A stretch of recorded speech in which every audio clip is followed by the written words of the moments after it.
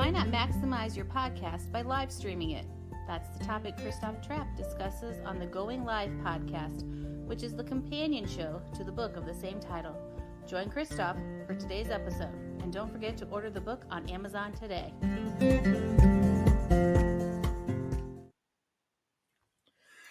Hey, business storytellers, how's everyone doing? This is episode 15 of the Going Live podcast. Really appreciate everybody tuning in. We are live on all the different channels, LinkedIn, Twitter, YouTube, and Amazon Live. Really appreciate you guys tuning in. Sorry it's taken me a little bit longer to record all the podcast episodes for the book, but you know, life gets in the way, and what can you do? What are you gonna do? You just kind of have to roll with the punches. So make sure you check out the book. Of course, that is available on Amazon and authenticstorytelling.net. Really appreciate you tuning in. If you're watching this live, the Virtual Insight Summit is coming up for VoxPopMe and Zappy, virtualinsightsummit.com. Make sure you register for that today if you want. Lots of fantastic speakers, Drift, Google, others, Ring. I'm a big Ring fanboy, quite frankly. So make sure you sign up for that. Today, we want to talk about keyword research. Is keyword research important when it comes to your podcast and your live stream? And you know, if you know me at all, what do you think my answer is going to be? I mean, am I going to say, nope, it's not important? I'm trying to change what's on the screen here just a little bit and pull this up. Of course, I'm not going to tell you that you not do keyword research. Is that the right way to put that? You shouldn't not. You should do it. Seriously, keyword research matters. And let me give you a couple examples for a number of reasons. Number one, you want to use the technology, you want to use the terminology that people use. And I'm still surprised. Many people use terms that I didn't even think about, that I don't personally use. So just something to keep in mind. Do keyword research. And I'm actually showing you here, this is an article that I published December 16th, 2020. There's a expanded version in the book. So please check out the book. Make sure that you get it. Going Live, available on Amazon in paperback, available in hard copy, and very excited, quite frankly, that it's available in hard copy, even though I am admittedly a Kindle guy. But what can you do? You know, it's still kind of cool to hold it in your hands like that. So I certainly appreciate Amazon rolling that out and making that an option for me to read that way. So, and you guys to do the same. But let me show this to you. So when you do your podcast, the podcasts now show up on the page. So I'll give an example here. Last year when my Content Performance Culture book came out, when you search for Content Performance Culture by Christoph Trapp, the podcast was showing on the first page. Now, it's very similar when it comes to, just regular terms. So let me show this to you. When you actually go to Google Podcast Manager, you can see what people are searching for when they find your podcast. Now, of course, so as you can see, Google is still a little bit behind some of the other channels, but so it actually tells me how many subscribers I got, or plus how many subscribers. That's interesting. So not very many yet, but what's most important here, this is just Google, right? It's not everything.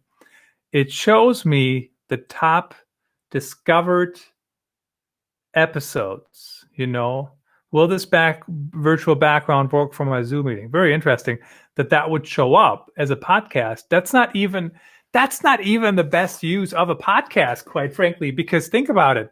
So I am talking about virtual backgrounds, and that is totally a visual story, right? That's not something you can talk about. That's something you should show. And I did show in the video, kind of like I'm doing here. I'm live streaming this to all these channels, then I'm repurposing it as the podcast version.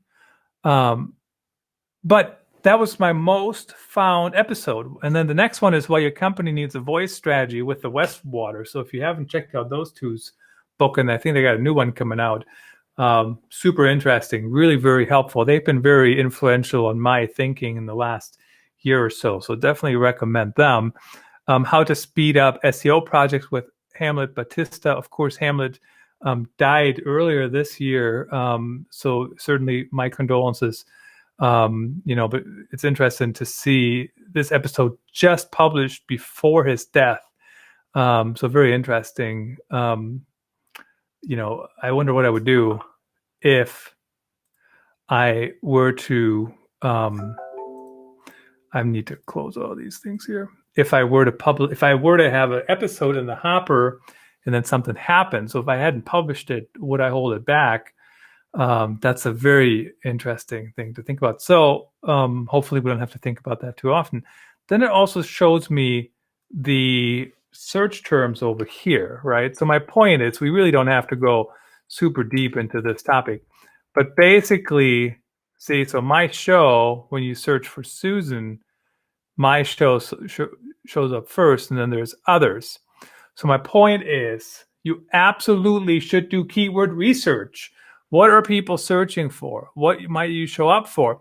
And whether it's your live stream or your podcast, and really in this strategy, guys, when you go live, you take the content, you put it into the podcast format, you push it out.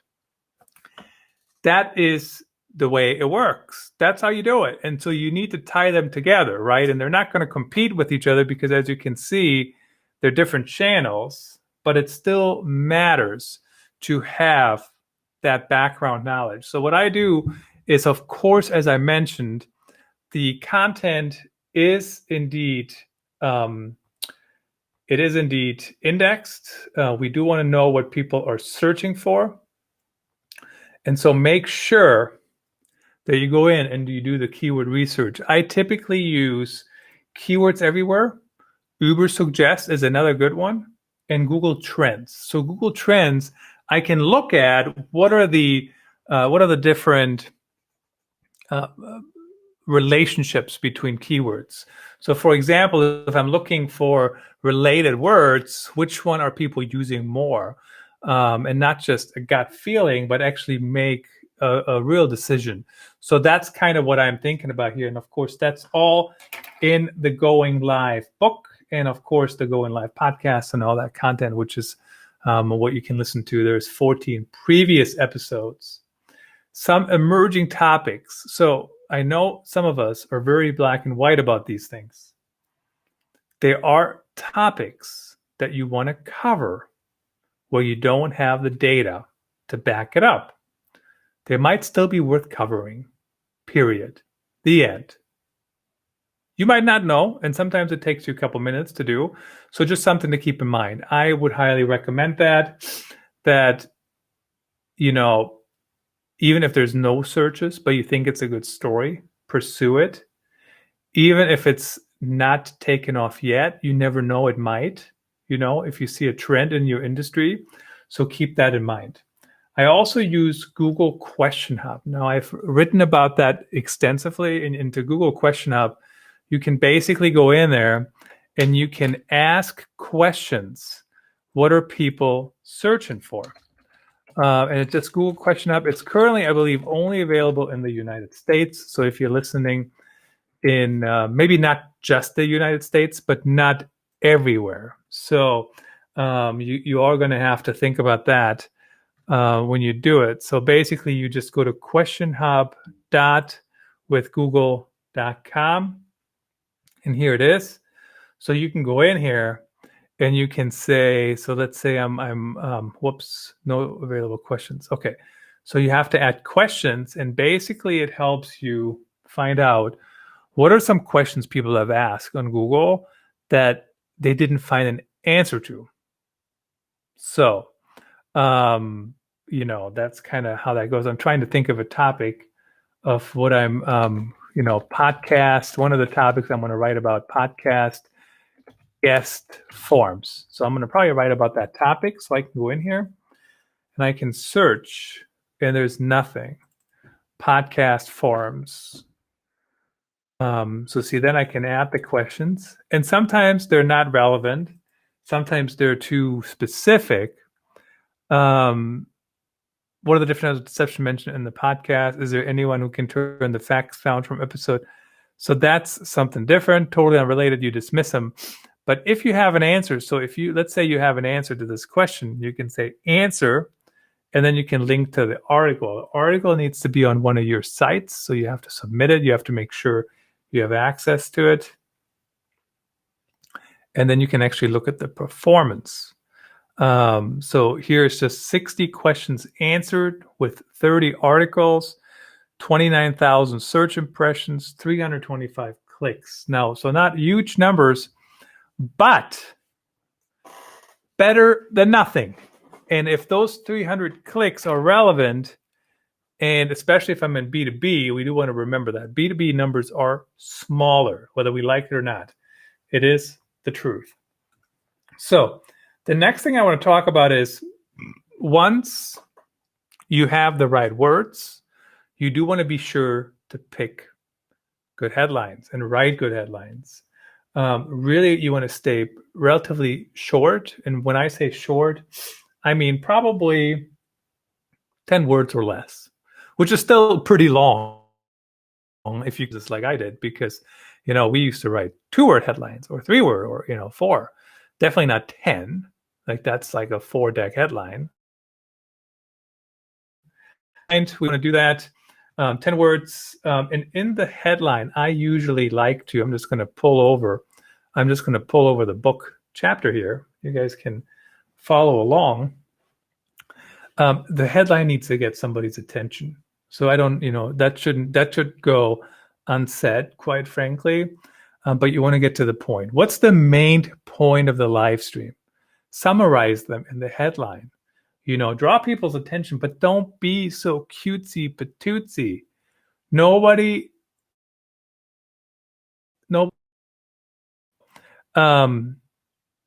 are the main points? Summarize it. Try to use the keywords in a sentence in the headline.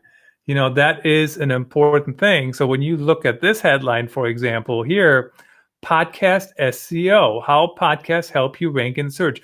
1, 2, 3, 4, 5, 6, 7, 8. 8 words.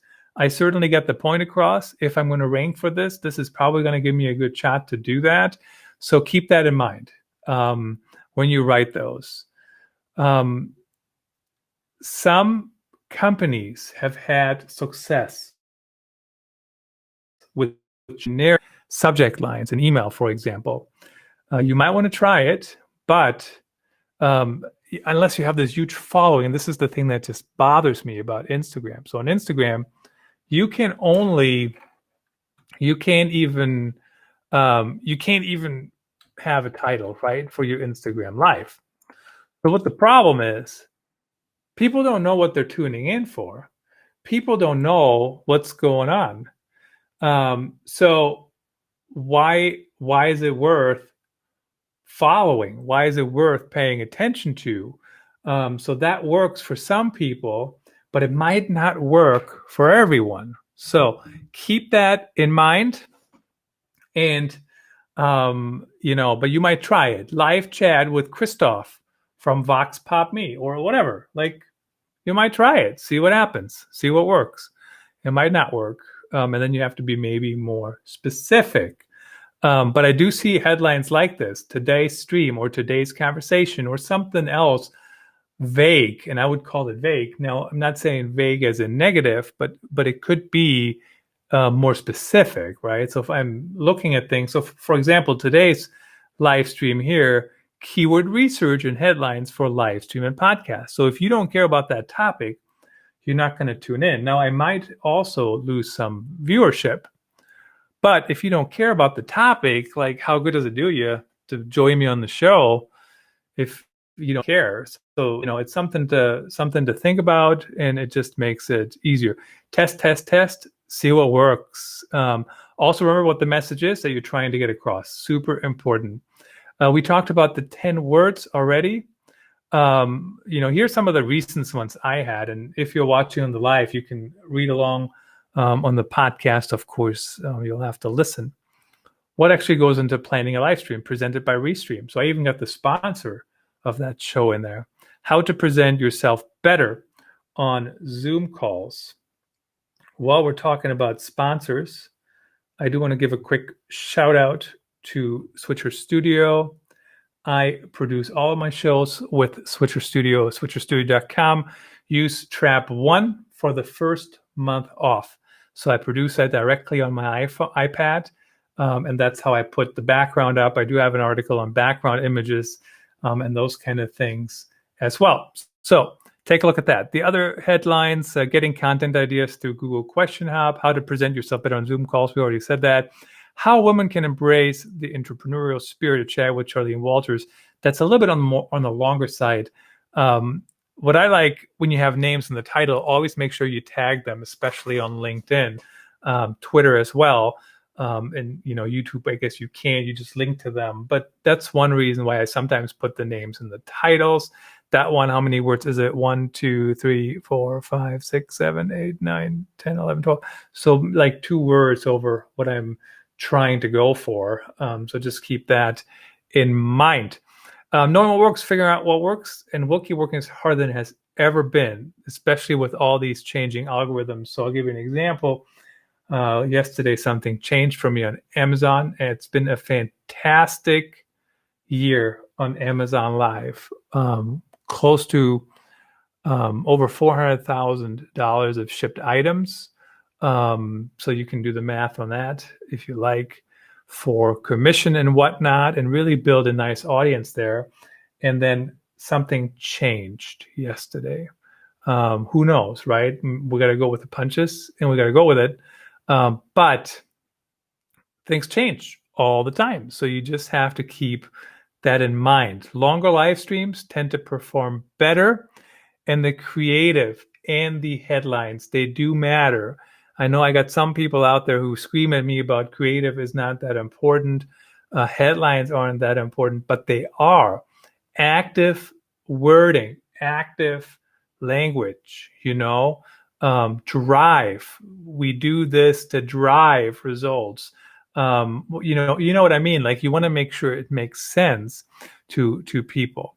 So Vance Reevey of Junction AI was actually previously on the show, and he talked about how things will continuously be tested, and AI will actually help us with that down the road. So something to think about, how that will evolve, I don't know. But testing headlines and testing all those things, and even keywords, that's kind of what we're doing right now when we do keyword research. We're trying to predict what will work, what has a chance to work. So AI certainly can help us with that, and we'll have to evolve from there. So this was episode 15 of the Going Live podcast and live stream. Episode 16, we will talk about repurposing and how to put your audience first and go from there. Thanks for listening. Thanks for watching. I'm Christoph Trapp, your host and author of Going Live, the book that helps you live stream your podcast to reach more people.